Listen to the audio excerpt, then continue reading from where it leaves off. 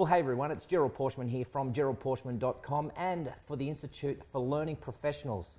Today I have with me Backman-Hoyle, who in 2013 had won the prestigious award for one of the ILP awards. So welcome, Dee. Thank you very much. Great to be here with you. Well, thank you. Well, I want to talk to you more a bit about, firstly your business, but also I think as a prelude, your 2013 award, what was that all around?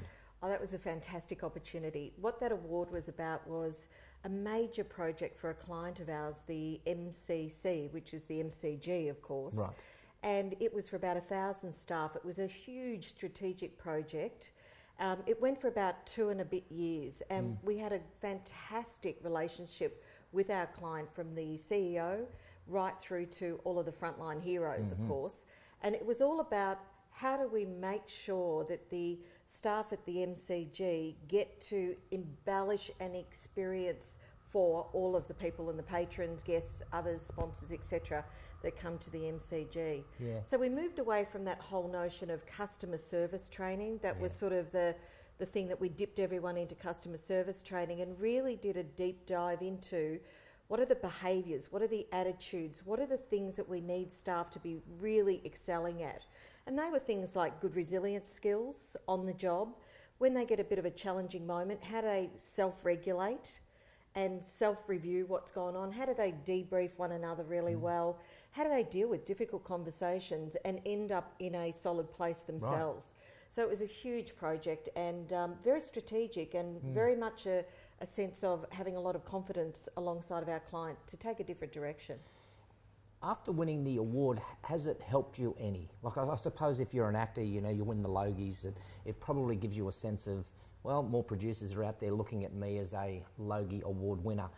For yourself, being an ILP award winner, has that helped your business? Yeah, it's really interesting, because I guess if you're someone who's a little humble to start with, and you don't like to sort of wear that, hello, I'm the winner of, there's a sense of being quiet achiever.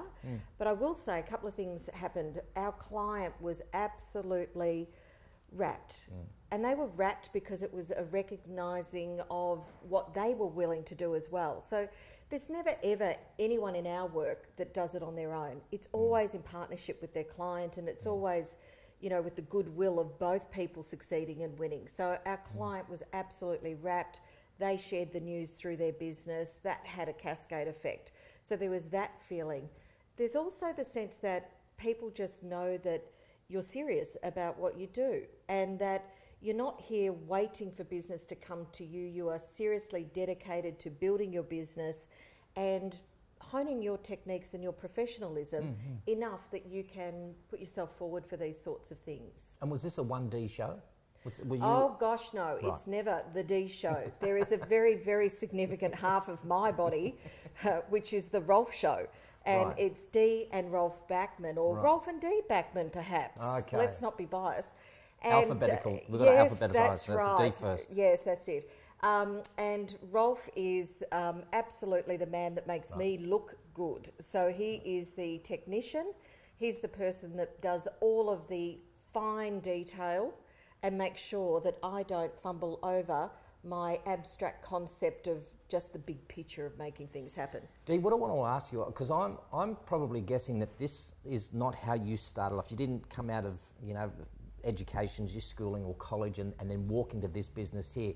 I'm thinking that you started somewhere else. You had a previous life before this. I've had previous lives, absolutely. In fact, I would say that, at the age of 15 or 16, when teachers pretty well said to a lot of girls in those days, you've got a choice. You could go and be someone who works as a bank teller, or you could go and be a hairdresser or a typist, or do something almost temporary until you obviously will get married and, be swept away with the domestics. And so what was really interesting is that I started my first career at 16 as an apprentice hairdresser.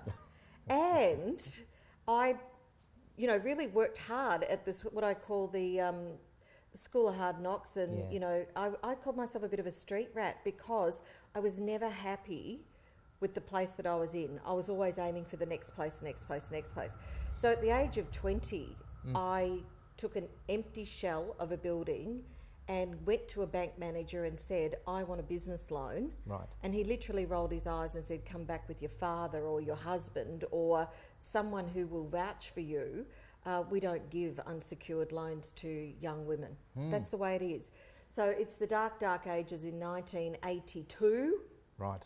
And here was I, this brash kid that got a business loan for about $25,000 in those days. It's a lot of money. Through a building society, because I couldn't get it through a bank at some insane interest rate. And I refurbished a shop into my first hairdressing salon.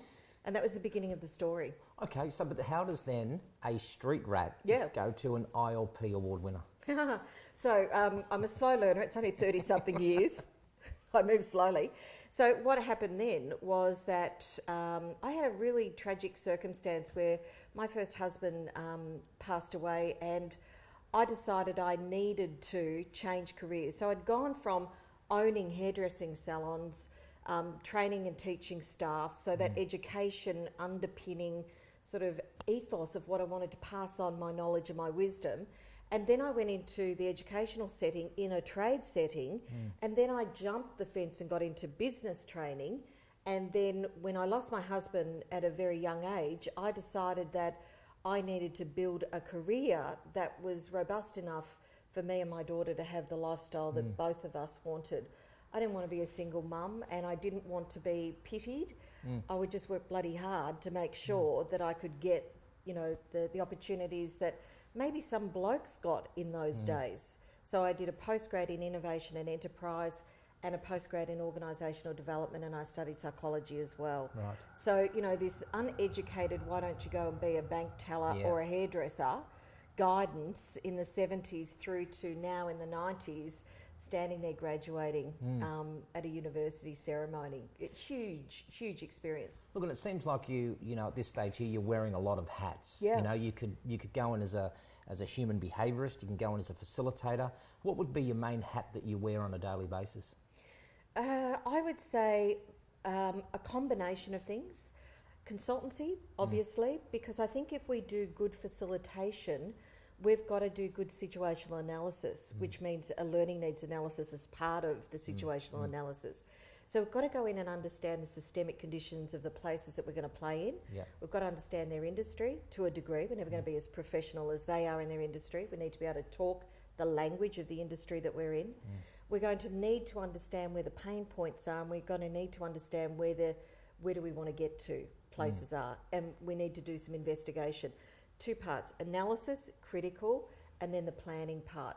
I think the facilitation is probably the easiest part, quite frankly, because that's really, for me, a good facilitator is someone who helps someone's thought trigger another person's thought and create this sort of ripple effect that brings the good to the surface as such. And you're the sort of person that has just enough room in your head that you want more knowledge? Oh yeah. Yeah. I can't get enough. Yeah. And I think it's almost like an addiction, quite frankly. Wow. That by knowledge, I want to know the next thing that's likely to be over the horizon, so that we're ready for it. I think there's plenty of good trainers out there that take static material and can deliver it out as instruction-based good training. Nothing wrong with that. That's a decent occupation for some people. For me, it's about being part of a solution-finding activity with a client, so that needs to have that courageous, futurist thinking as well. I'm actually glad that I'm speaking to you, because I'm thinking about the Institute and its 1,500 plus members, and there may be someone from the Institute watching this right now thinking, you know, what piece of advice could you give them so that they can perform better in their roles? What would you say to the young member, or the member that's been there for ages, that's saying, I just can't punch through, you know, to get to the status to where D is now? What would you say? Well, for me, one of the things is you either, you know, the old Star Wars try or don't try type of stuff. I hear a lot of young developing trainers and consultants want to have a dip their toe in the water in this space, and my response to that is decide whether you're in or out, because there's no sitting on the fence. Yeah. Do you have the courage to fully back yourself? Because if you don't have the courage to fully back yourself, don't expect your clients to. They're not a soft substitute for a full-time job. Right. And so either commit, get involved, get developed enough that you will back yourself 100%, put your own money where your mouth is. I see a lot of young people that won't commit to the professional development, the personal development, take the courses that they need to take and be a lifelong learner as well. Yeah, and stick in there when the times get tough. Absolutely, absolutely. And be really willing to be flexible and adaptable to shift when times change. We started doing blended learning, online learning applications 4 plus years ago, because we knew face-to-face market as far as facilitation was changing. And so we backed ourselves, we went overseas, we did training overseas, we put our money where our mouth is. It's not a substitute for a full-time job. So if somebody wants to come and engage your services, what would they be knocking on your front door? Well, a couple of things. We have a niche market in the major events, sports, entertainment space, because we know that sort of arena and major compressed time frame type of experience. But we also have a strong ethos around managers need to understand management functions and management capabilities. And again, kudos to people who hang out a shingle that says leadership development training. Fantastic. That's great. I want managers to be reasonable managers and build and develop leadership within that capacity rather than be aspirational, inspirational, but don't know how to do a budget or how to put a schedule or how to plan. So it's those sorts of things. And you like challenging them?